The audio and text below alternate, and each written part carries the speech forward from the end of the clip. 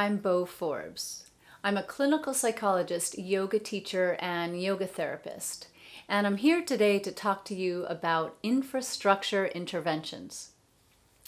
Infrastructure interventions are things that you add to your yoga practice that change the entire structure of that practice.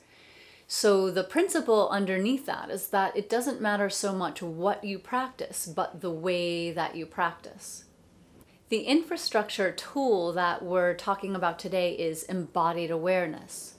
And embodied awareness is one of the single most healing tools that has reverberations in the entire mind-body network. Not just the mind and the body, but also the nervous system, the immune system, our emotional body, the way that we respond to pain, and our centeredness and our ability to have a healthy core. Embodied awareness is not easy.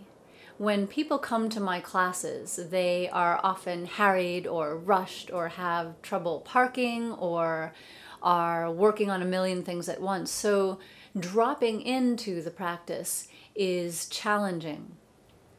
For this reason, I start every practice with a special section for pratyahara, for dropping our awareness inward and for really beginning to turn our focus into our inner world where yoga is so incredibly relevant.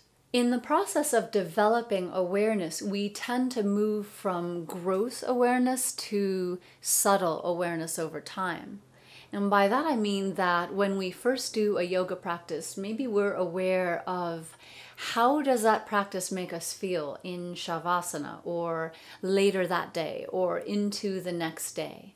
But gradually over time, as we build awareness, we become aware of maybe how a certain type of breath work affects us, or a sequence of postures, or what it feels like when we do a core-centered practice.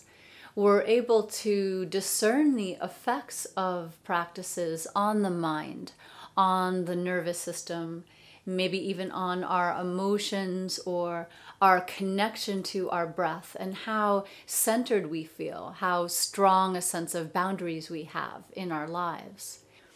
Embodied awareness is what happens when mental insight is translated into the body. It's that kind of aha moment we have when something we've always understood, maybe in a mental way, is felt and experienced viscerally in the body. This is the biggest tool we have for mental, emotional, and even spiritual growth. Thank you for joining me today to explore embodied awareness and how it can help your practice. Namaste.